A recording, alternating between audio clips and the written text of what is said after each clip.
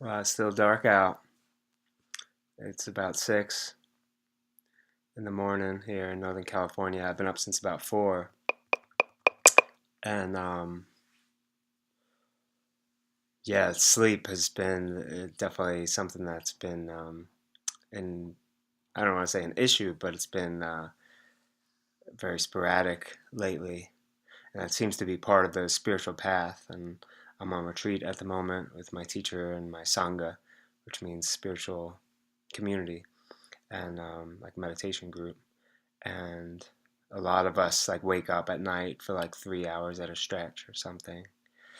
And sometimes, oftentimes it seems like the spiritual path is so glorified, um,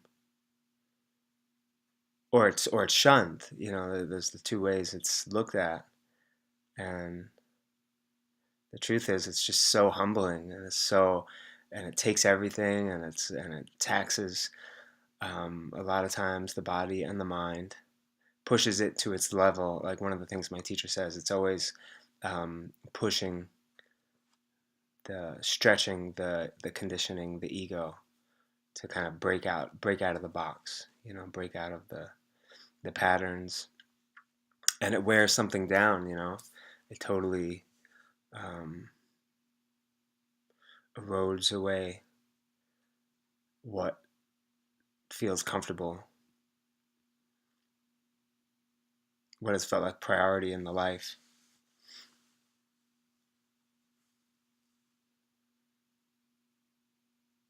And a lot of people that don't understand it or that are intimidated by it, people that are on their inward journey, they often will judge it as like escapism or having one's head in the clouds, not being down to earth and real and functioning in the world.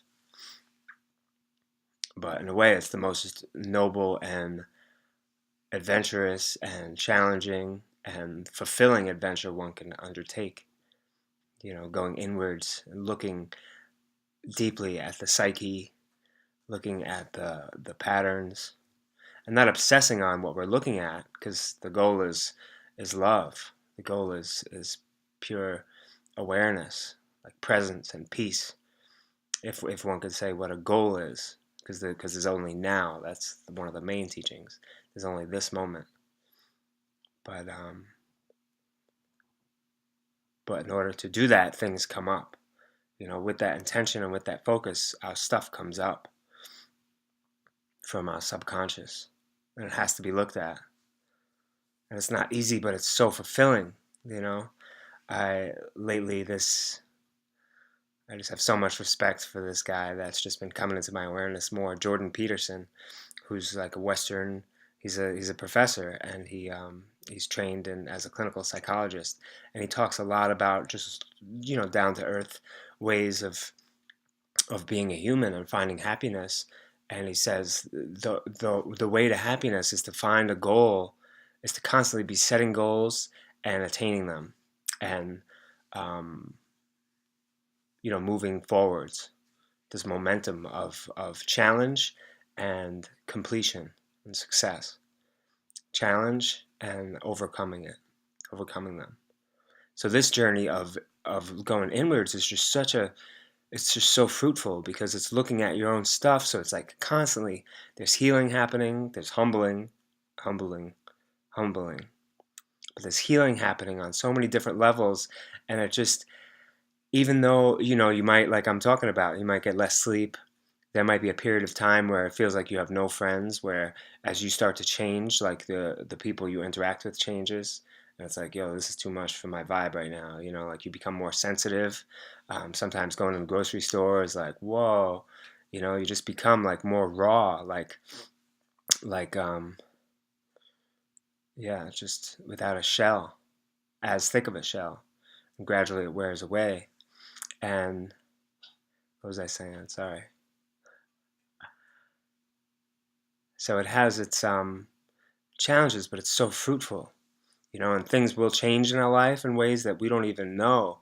But what a gift to be able to heal ourselves, and then we start to see how much benefit that provides for the environment that we're in.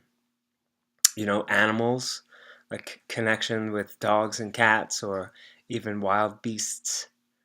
You just feel like a kinship with trees and plants and just a connection and a gratitude for the natural world.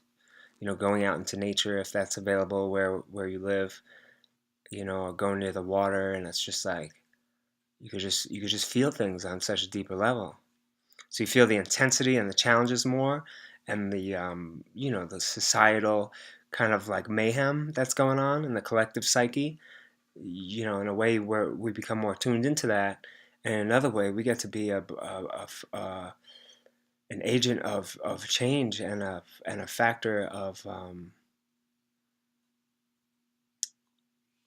my words aren't doing great, but we get to bring the sense of freedom and the sense of innocence and the sense of nobility, but humbleness. I remember this beautiful quote. I think it's a Serbian proverb, and it says, "Be humble, for you are made of the earth.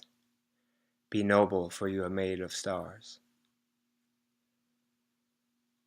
And so, if by chance you came across this video and you're contemplating, doing some meditation or having a journaling practice or, doing things to better yourself in a way that's looking inwards, taking time by yourself, like taking walks in nature or just reflecting, maybe finding a great counselor, just ways to look at yourself, and you'll find your life improve. And not in a way that gets easy, but in a way that gets, like Jordan Peterson says, the challenges become greater, and it's more fulfilling each time we see new levels of ourselves and we feel more intimate with ourselves.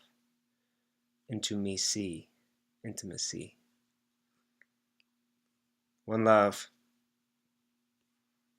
Thank you for watching. Please subscribe if you like this talky talk.